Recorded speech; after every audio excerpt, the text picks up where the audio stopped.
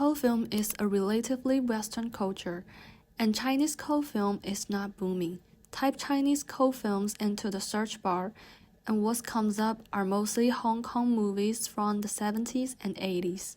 Is it true that no recent Chinese films could be seen as cold films? 不会吧 This could be cult. I don't know yet. We can't do this And anymore. this also could be cult. As Kevin wrote, all a movie really needs to become a cult movie is to have a following. From this definition, if one were to look for a cult counterpart to The Room status in Chinese cinema, then Guo Jingming's Tiny Times series might be the most appropriate answer. This audiovisual essay aimed to analyze how Tiny Times achieved its status as a cult film through the cult fandom and explore the reasons why it has emerged as a work comparable to The Room in its cult significance. The Tiny Times film series will be studied and analyzed as a whole. According to Sexton, devoted following and an appeal to specific niches and subcultures are key factors in defining cult films, not just aesthetics, text, or genre. From this perspective, Guo Jingming Tiny Times film series fulfill this condition. The film is based on Guo's novel of the same name, and it is his first work as a director. The story focuses on friendship between four girls' best friends. It is set in Shanghai with its extreme materialism, extravagant aesthetics, and overdramatic storyline.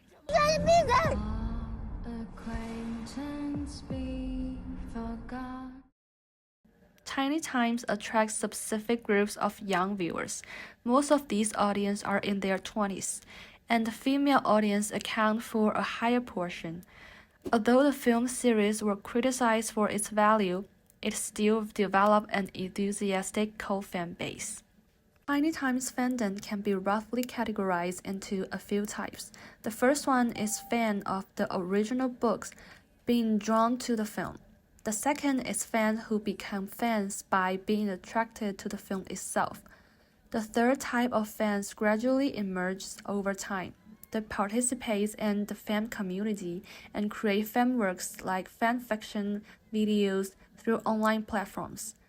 These three types of fans show different cultural manifestations and characteristics of fans. The first two types of fans are mainly reflected in what Matthew Hughes called performative identity.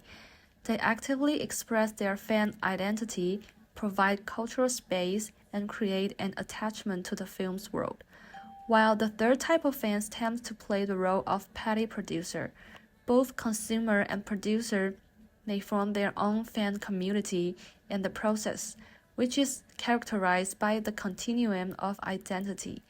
From the consumers to fans to producers, the shifting and the overlapping identity reflect the dynamic nature and fan cultures. The first Tiny Times film was released in 2013, and not only during its release, fans actively promoted and defended the film via social media and participated in fan practice. Today, more than a decade after its release, Tiny Times postings are still being actively updated. As Matthew Hughes points out, the formation of cult fans is closely related to duration than intensity, which differs from fans. And Tiny Time has strengthened its fan culture over the past decade through ongoing fan recreation works and discussions online after the series ended for years. This sustained engagement has enabled the Tiny Times fandom to become a cult fan community. In contrast, few other domestic films in the last decade have achieved this kind of long-term interaction with audience and fans and produced far-reaching effects. During the release period of Tiny Times, the film was controversial. Many reviews rated the movie series as bad.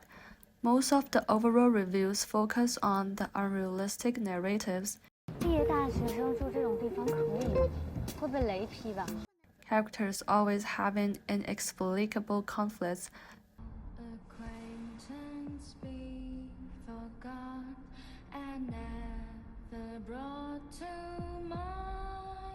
bad acting and lines.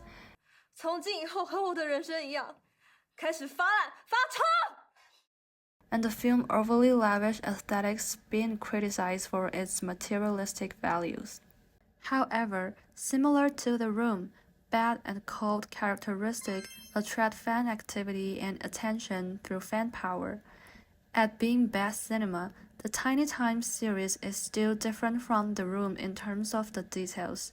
According to B is for bad cinema, the characteristics of bad cinema are related to disintegration of narrative, desire to shock, valorization of context, and condition of exhibition.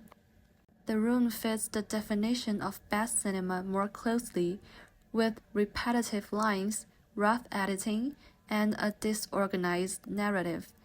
Even though the roughness and chaos of The Room is not what the director deliberately artistic choice, The Room is more in line with the bad cinema aesthetics.